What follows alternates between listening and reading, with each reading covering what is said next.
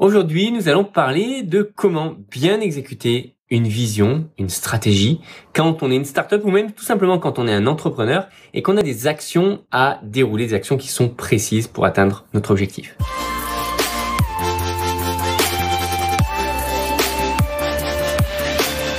Alors, il est évident que quand on a un objectif, cet objectif peut être ambitieux, peut être relativement long terme, avec beaucoup d'investissements nécessaires, et il est parfois et même très souvent difficile de pouvoir réaliser tout cet investissement et dédier complètement tout son temps à uniquement atteindre cet objectif-là, tout simplement parce que on est entrepreneur, on a un business, on a évidemment une entreprise à faire tourner et on peut pas faire simplement uniquement notre produit, notre projet ou uniquement ce qui nous tient à cœur. Alors, ce qui est vraiment important et ce que parfois je me retrouve moi-même à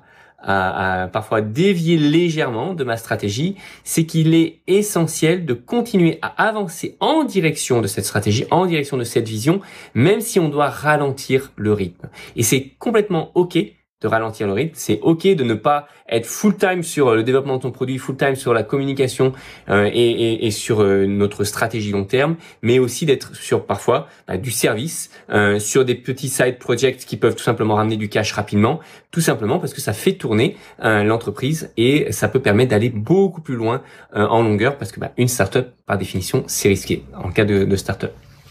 Donc, jamais abandonner d'avancer en direction de votre vision et toujours garder des petites actions. Donc, découpez évidemment votre vision en petites actions et exécuter ces petites actions de manière les plus récurrentes possible. Pour ma part, j'ai typiquement des slots de 3 à 4 heures. J'en ai 2 par semaine.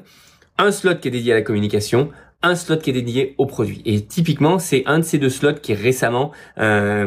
vous avez vu, j'ai communiqué beaucoup moins,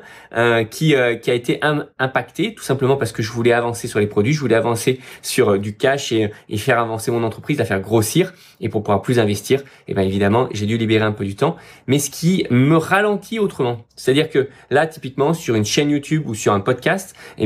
ça impacte le fait de ne plus publier pendant quelques temps. Donc, il est vraiment important d'avoir ces slots, d'avoir ces temps qui sont non négociables, ni pour des raisons de cash, ni pour des raisons X ou Y.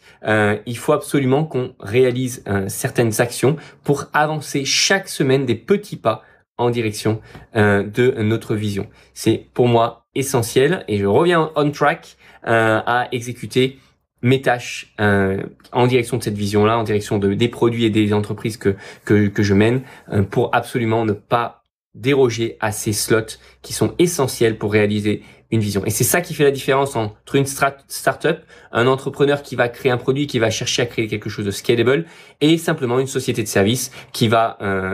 indirectement être l'employé de ses clients puisqu'elle va travailler exclusivement pour ses clients. Voilà, j'espère que ce petit partage vous aura aidé et peut-être fait réfléchir un petit peu sur comment vous exécutez votre business. Et je vous dis à très vite du coup pour de nouveaux épisodes.